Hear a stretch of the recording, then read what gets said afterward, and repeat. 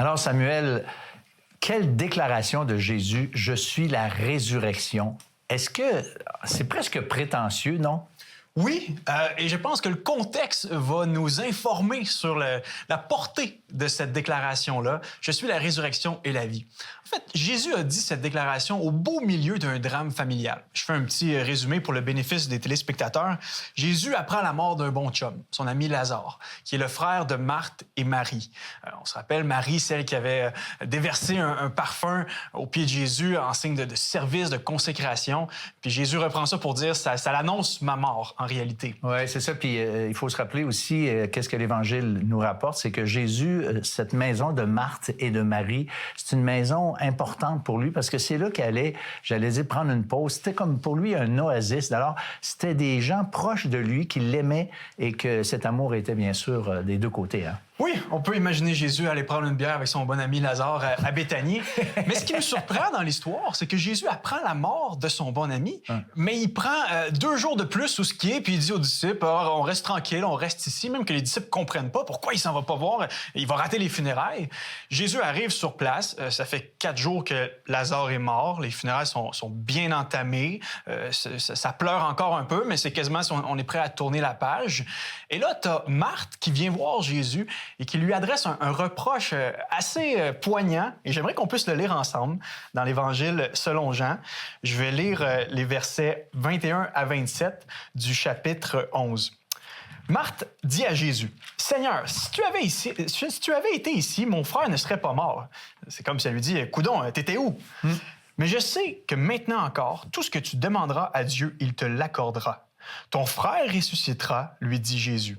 « Je sais bien, répondit Marthe, qu'il reviendra à la vie au dernier jour lors de la résurrection. Moi, je suis la résurrection et la vie, lui dit Jésus. Celui qui place toute sa confiance en moi vivra, même s'il meurt. Et quiconque vit et croit en moi ne mourra jamais. Crois-tu cela? » Oui, Seigneur, lui répondit-elle, je crois que tu es le Messie, le Fils de Dieu, celui qui devait venir dans le monde. Marthe avait quand même la foi en Jésus. Hein? Elle sait qu'il aurait pu changer le cours de l'histoire, il aurait pu changer le cours des choses en ressuscitant son frère. Mais elle dit, je sais bien là, que Dieu va faire quelque chose.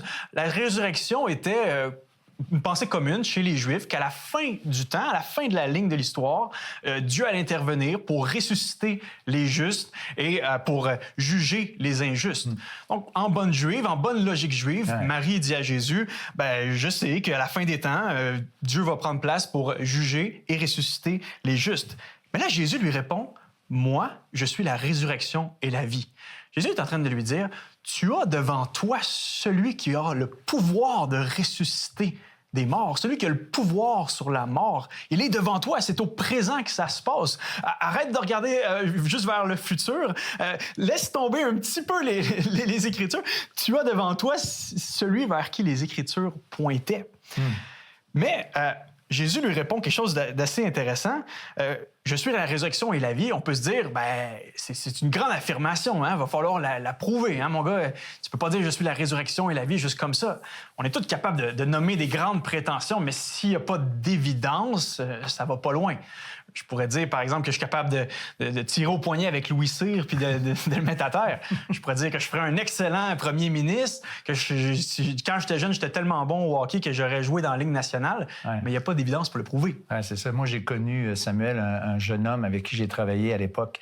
Et puis, lui, il venait d'une ville à l'extérieur de la région de Québec où moi j'étais. Puis, il avait accompli tellement d'affaires selon ses dires. Mais quand il était ici à Québec, c'était triste un peu comme réussite. Alors, moi, je savais que c'était des prétentions. Il voulait se donner un style, mais c'était quand même tristouné un peu parce qu'il était loin d'être capable de ses... Il n'était pas proche, en fait, de ses prétentions, tu sais. Oui, et Jésus, ici, c'est un bon exemple. Jésus fait une prétention très grande, mais il vient la prouver avec ses actions par la suite. C'est ça la différence, hein? Jésus dit, je suis la résurrection et la vie. Et le moment d'après, il dit à Lazare, sors, sois vivant. Jésus déclare la vie sur cet homme. Lazare ressort et devant Marie, devant Marthe, devant les gens qui sont là, il y a une résurrection qui prend place. Donc, non seulement Jésus affirme être la résurrection et la vie, mais il démontre par ses actions. Et on se rappelle que Lazare, il est mort une deuxième fois, il est remort ensuite. Il est remort. Oui, il est mort une deuxième fois. Lazare a été ressuscité pour un petit instant. Oui, c'est ça. Mais derrière ce miracle-là, Jésus est en train de pointer vers un plus grand miracle, celui de sa propre résurrection qui, elle, serait éternelle et qui nous embarquerait dans cette résurrection éternelle. Quand bien même vous serez mort, vous vivrez. Ça me fait penser à Billy Graham qui disait « Le jour de ma mort, croyez-le pas. Croyez-le pas, je vais être plus vivant que jamais. » Cette vie pleine, abondante qui se prolonge dans l'éternité, elle est en Christ. C'est sûr que la résurrection de Jésus est un thème beaucoup remis en question. Et encore aujourd'hui, ce qui est intéressant, lorsque tu creuses un petit peu, les gens se disent, est-ce que vraiment c'est raisonnable une résurrection? Est-ce que c'est logique? Quelle est la meilleure explication à la résurrection de Jésus? Eh bien, moi, je pense que c'est la résurrection de Jésus. Jésus est ressuscité d'entre les morts. Là, on a l'hypothèse d'une vision de masque. Ensemble, on aurait eu une vision de ce Jésus-là ressuscité, puis là, on en aurait fait un kérigme, un message à proclamer. Bon, déjà là, ce serait un énorme miracle que 500 personnes voient la même personne, la même vision, la même illusion. Bien, encore plus que ça, quand on a une vision de masse comme ça, habituellement, on s'attend à ce que ça arrive. Mais là, c'est une gang de Juifs qui, premièrement, sont monothéistes. Pour eux, il y a seulement un Dieu. Ils n'ont pas la pensée trinitaire vraiment définie comme on a aujourd'hui.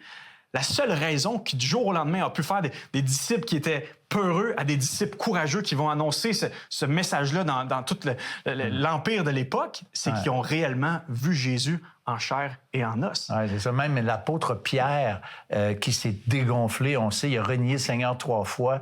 Et quand on lit le livre des Actes au chapitre 2, Pierre est un homme extrêmement courageux qui confronte les chefs juifs. Tu sais, c'est comme, wow, c'est plus le même homme. C'est sûr qu'il a vu quelque chose et c'est le Christ ressuscité. Tu sais. Totalement.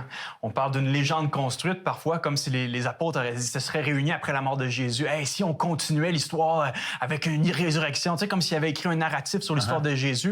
Habituellement, quand tu crées une légende, c'est pour ton bénéfice personnel. Du moins, il faut t'en tirer un certain bénéfice, soit une position sociale, soit financier, soit sexuel. Mais pour ce qui est des disciples, là, il n'y avait aucun intérêt à proclamer la résurrection de Jésus. Ils ont juste payé de leur vie. Oui.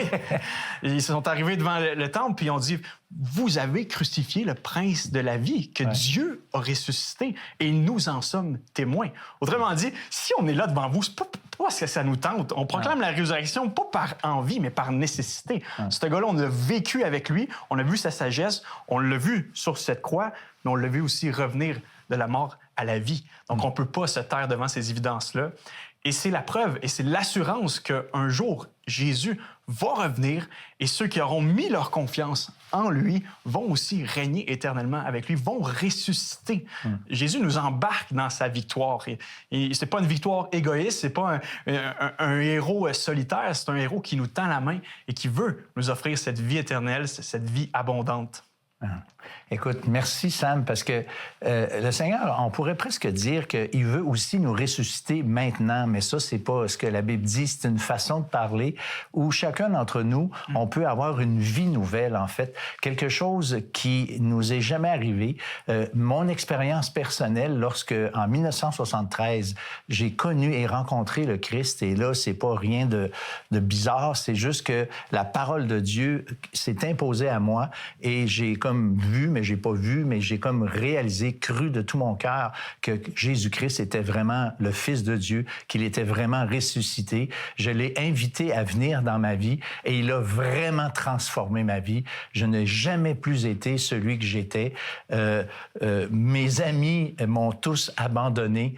Le papa d'un de mes chums, il me dit « Toi, François, t'en avais besoin. » C'est vrai, mais ce qui est vrai aussi, c'est que chacun d'entre nous, on a besoin.